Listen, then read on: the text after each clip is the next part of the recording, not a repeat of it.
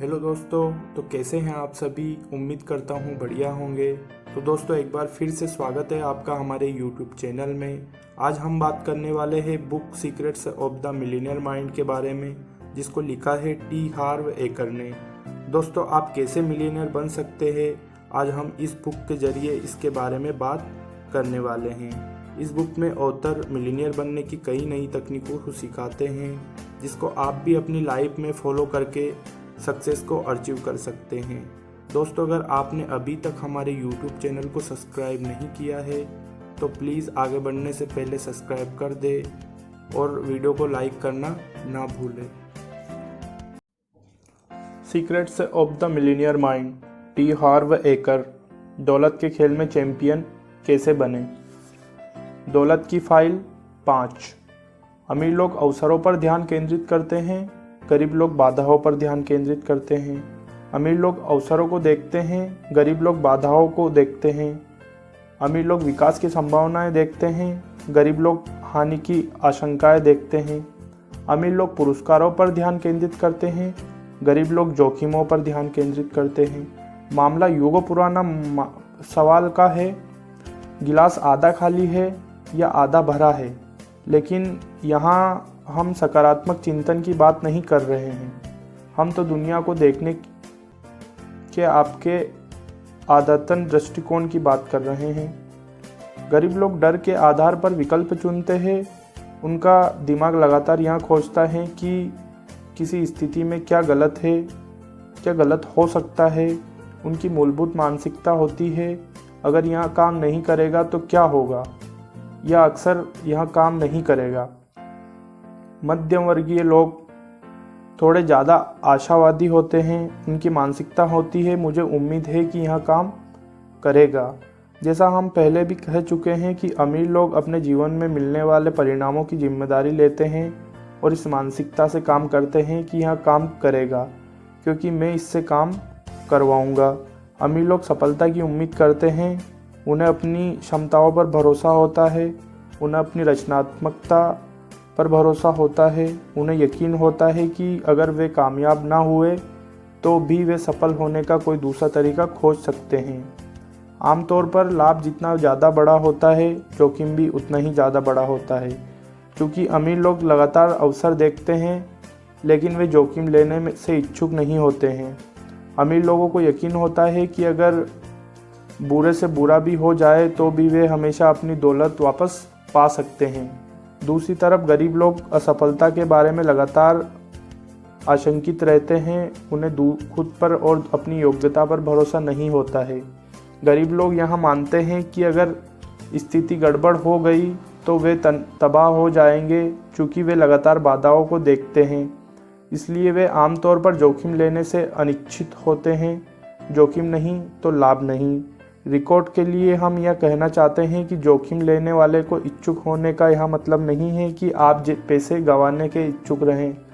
अमीर लोग सोच समझकर जोखिम लेते हैं, इसका मतलब है कि वे शोध करते हैं, आकलन करने में मेहनत करते हैं और फिर ठोस जानकारी तथा तथ्यों के आधार पर निर्णय लेते हैं। क्या अमीर लोग सोच विचार में बहुत समय लगाते हैं? नहीं, वे कम से कम संभव समय में जानकारी इकट्ठी करते हैं और फिर उस जानकारी के आधार पर यह फैसला करते हैं कि फॉलो काम किया जाए या नहीं।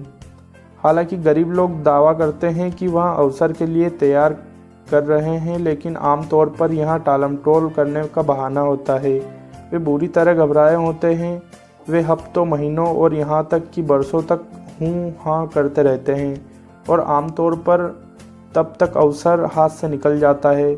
अक्सर वे अपनी स्थिति को तरंगसत बनाने के लिए कहते हैं, मैं तो तैयारी कर रहा था, निश्चित रूप से ऐसा ही था, लेकिन जब मैं तैयारी कर रहा था तब अमीर आदमी अंदर गया, बाहर निकला और इस दौरान उसने ढेर सारी दौलत कमा ली।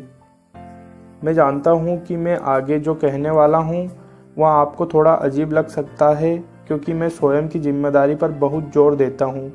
बहरहाल मेरा मानना है कि अमीर बनने या किसी भी चीज़ में सफल होने में किस्मत का भी हाथ होता है। हो सकता है कि फुटबॉल मैच में विरोधी टीम का खिलाड़ी आपकी 1 गज की रेखा पर अपना नियंत्रण खो दे जबकि खेल खत्म होने में सिर्फ 1 मिनट का समय बाकी हो और इस वजह से आपकी टीम मैच जीत जाए। गोल्फ में कोई भी गड़बड़ शॉट बाहरी सीमा में लगने से पेट टकराकर वापस घास पर लौट आए और होल में सिर्फ 3 इंच ही दूर रुक जाए। बिजनेस में आप कितने भी बार व्यक्ति के बारे में सुना है जिसने बाहरी इलाके का कोई प्लॉट खरीदा और 10 साल बाद बड़े कॉरपोरेशन ने वहां पर शॉपिंग सेंटर या ऑफिस बिल्डिंग बनाने का फैसला लिया। परिणाम यहाँ हुआ कि निवेशक एक अमीर बन गया।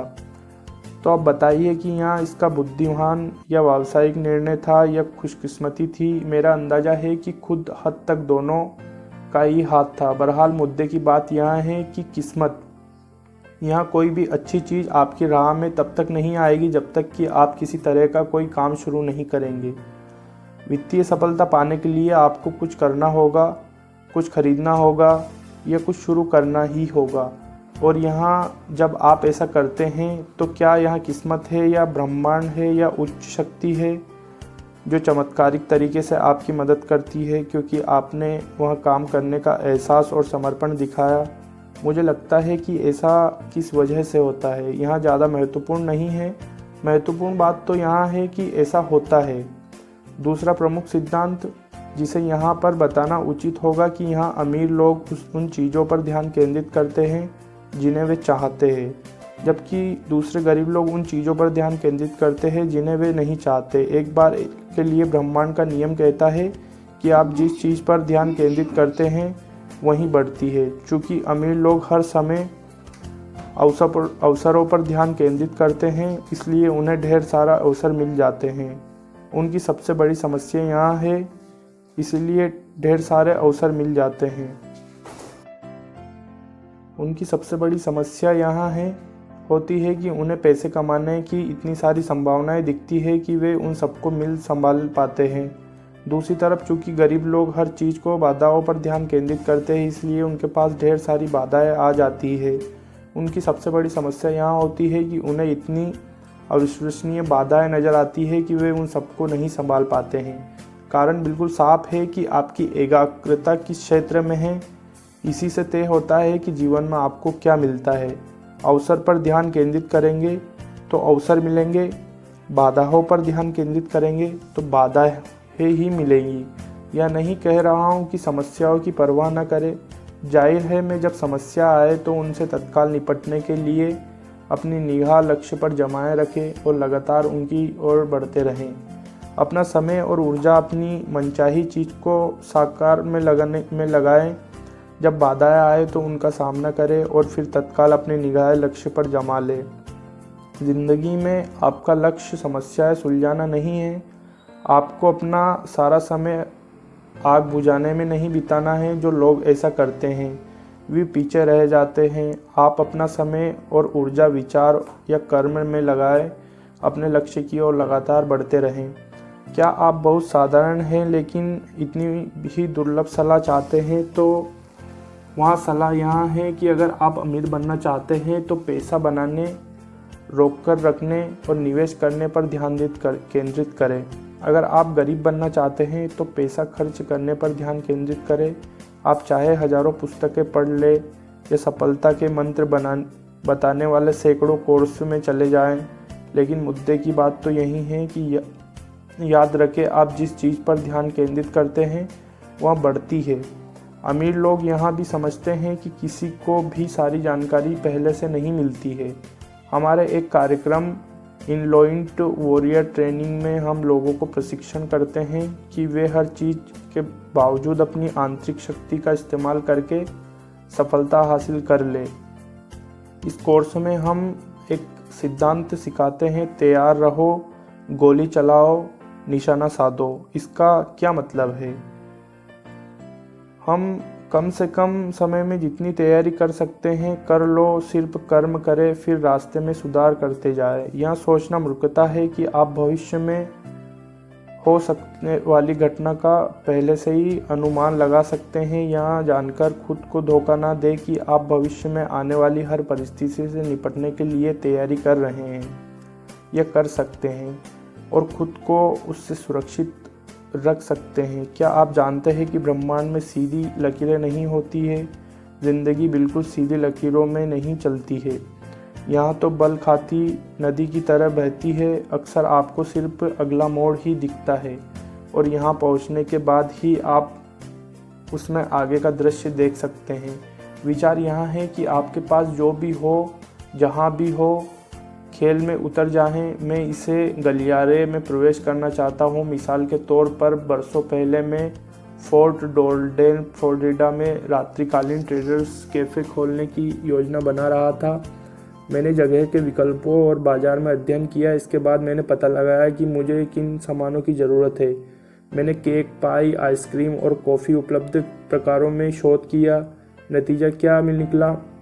पहली बड़ी समस्या में मोटा हो गया। शोध के चक्कर में खाने पीने से मुझे कोई मदद नहीं मिल रही थी। तो मैंने खुद से पूछा, हार्व, इस बिजनेस का अध्ययन करने से सबसे अच्छा तरीका क्या है? फिर मैंने हार्व नाम के इस आदमी की बात सुनी जो जाहिर है मुझ में ज़्यादा स्मार्ट था। अगर आप सचमुच किसी व्यवसाय की बारीकियों सीखना चाहते हैं तो इसमें उतर जाए। आपको पहले दिन में ही आपका मालिक बनने की ज़रूरत नहीं है।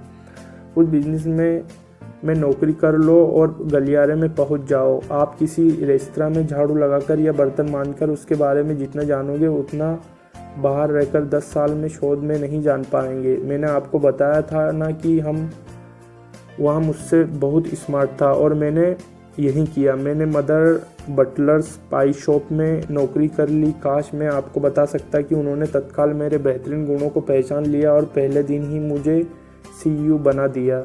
लेकिन न जाने क्यों मेरे प्रशासनिक नेतृत्व गुणों में नहीं दिख पाए और उन्होंने परवाह ही नहीं की और इसलिए मैंने बस बॉय में रूप में काम किया।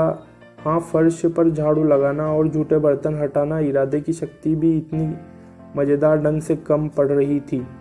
आपको लग रहा होगा कि यहाँ काम करने के लिए मुझे अपने आत्मसम्मान को भुलाना पड़ा होगा, लेकिन सच्चाई तो यहाँ है कि मैंने इसे इस तरह से देखा ही नहीं।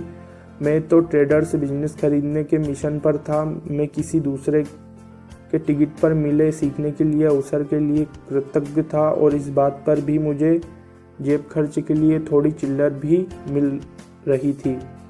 बॉस बॉय में अपने काम के दौरान मैंने मैनेजर से बात करने से ज़्यादा से समय लगाया और आमदनी पर लाभ के बारे में जानकारी ली। मैंने बॉस की जांच करने, सप्लाई के नाम पर पता किए। यहीं मेरे 4 बजे उठकर बेकर की मदद में, ताकि बर्तनों, मूल सामग्री और उत्पन्न हो करने वाली समस्याओं के बारे में जाना जा सके।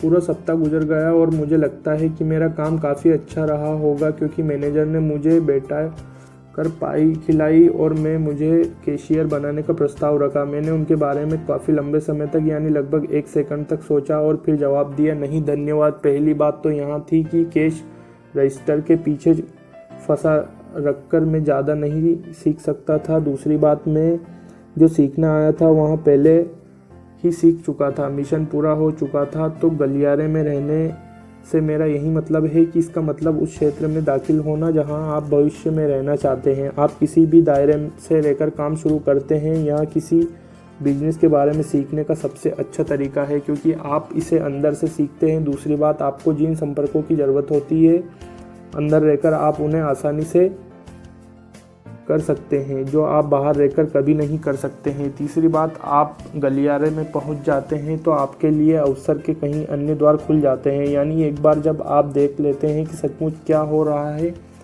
तो हो सकता है कि आपको उस बिजनेस का कोई खास क्षेत्र पता लग जाए जिस पर आपने पहले ध्यान नहीं दिया हो। चौथी बात, आपको यहाँ पता लग सकता है कि आप असल में उस बिजनेस को पसंद ही नहीं करते हो और ईश्वर का शुक्र है कि आपको यह बात ज़्यादा गहराई से बिना ही पता चल गई। तो मेरे मामले में इससे क्या हुआ, जब मैं अंदर बटलर्स से बाहर निकला तो मुझमें पाई की गंध या शक्ल बर्दाश्त नहीं हुई। दूसरी बात, मेरे काम छोड़ने से अगले दिन ही बेकर काम छोड़ चला गया। उसने मुझे फ़ोन करके बताया कि उसे एक लोकप्रिय नए व्यवसाय उपकरण का पता चला था जिसका नाम ग्रेविटी इन्वर्शन बूट था। अपने अमेरिका जिगोलो फिल्म में रिचर्ड गेयर को इन्हीं पहचान कर उल्टा पलट कर देखा होगा। बेकर यह जानना चाहता था कि क्या उन जूतों में मेरी दिलचस्पी है। जूते देखकर मैंने फैसला किया कि जूते तो पटाखे थे, लेकिन वहाँ बेकर जोरदार नहीं था, इसलिए मैं अपने दम पर ही यह काम करने लगा। मैं वे जूते स्पोर्टिंग गुड्स और डिपार्टमेंट स्टोर में बेचने लगा। मैंने गौर किया कि इन रिटेल आउटलेट्स में एक चीज़ समान थी, घटिया व्यायाम उपकरण। मेरे दिमाग की घंटी तेजी से बढ़ने लगी। अवसर अवसर अवसर। अजीब बात है कि चीज़ किस तरह होती है। व्यायाम उपकरण देखने के इस पहले अनुभव में मुझे अंततः नॉर्थ अमेरिका की शुरुआती रिटेल फिटनेस स्टोर खोलने की ओर पहुंचाया और अपना पहला नियम कमाने की ओर भी। ज़रा सोचिए, यह सब इसलिए शुरू हुआ क्योंकि मैंने मदर बटलर्स पाइप शॉप में बसबॉय का काम किया था। सबक आसान है, गलियारे में पहुंच जाए। आपको कभी भी पता नहीं होता है कि आपके लिए कौन से दरवाजे खुल जाएंगे। मेरा एक सूत्र वाक्य है कि सक्रियता हमेशा निष्क्रियता को हरा देती है। अमीर लोग शुरू कर देते हैं, उन्हें भरोसा होता है कि खेल में उतरने के बाद वे हर मौके पर समझदारी भरे निर्णय ले सकते हैं, सुधार कर सकते हैं और चलते चलते अपनी तलवार संतुलित कर सकते हैं। गरीब लोगों को खुद पर या अपनी योग्यताओं पर भरोसा नहीं होता है, इसलिए वे मानते हैं कि उन्हें हर चीज़ पहले से ही पता होती है, जो लगभग असंभव है। इस दौरान वे कोई सक्रिय तैयारी नहीं करते हैं, जबकि अमीर लोग तैयार रहो, गोली चलाओ, निशाना साधो के सकारात्मक नज़रिए के चलते कदम उठा लेते हैं और आमतौर पर जीत भी जाते हैं। गरीब लोग खुद से पहले कहते हैं कि यह काम तब तक नहीं करूंगा जब तक कि मैं हर संभावित समस्या को पहचान ना लूँ और ठीक यहाँ जान लूँ कि इसके बारे में क्या करना है। इसी वजह से कभी कदम नहीं उठा पाते हैं और यहाँ अवसर गंवा देते हैं। अमीर लोग अवसर देखते हैं, लपटकर उन्हें पकड़ लेते हैं। अमीर लोग अवसर देखते हैं, लपटकर उन्हें पकड़ लेते हैं और पहले से ज़्यादा अमीर बन जाते हैं। और अमीर लोग वे हमेशा तैयारी करते रहते हैं। घोषणा है, दिल पर हाथ रखकर कहे कि मैं बाधाओं के बजाय अवसरों पर ध्यान केंद्रित करता रहूँगा। मैं तैयार होता हूँ, मैं गोली चलाता हूँ और मैं निशाना साधता हूँ। अपना सिर छूकर कहे कि मेरे पास मिलीनियर मस्तिष्क है। मिलीनियर मस्तिष्क की गतिविधियाँ। खेल में उतर जाए, उस काम का प्रोजेक्ट पर विचार करें जिसे आप शुरू करना चाहते हैं। आप जिस चीज़ का इंतजार कर रहे हैं वो उसे भूल जाए। आप जहाँ भी हो, आपके पास जो भी हो, बस उसी से शुरू कर दें। अगर संभव हो तो वह काम पहले किसी दूसरे के लिए या दूसरे के साथ कर ले ताकि आपको इसका अनुभव मिल जाए। अगर आप पहले ही सीख चुके हैं तो कोई बहाना नहीं चलेगा, बस इसे शुरू कर दे। दूसरा, आशावाद पर अभ्यास करें। आज जिस लोग की समस्या या बाधा करते हैं उसे अवसर में डाल दे। इससे सकारात्मक लोग पगला जाएंगे, लेकिन इससे क्या फ़र्क पड़ता है, वे तो वैसे भी पगला रहे हैं।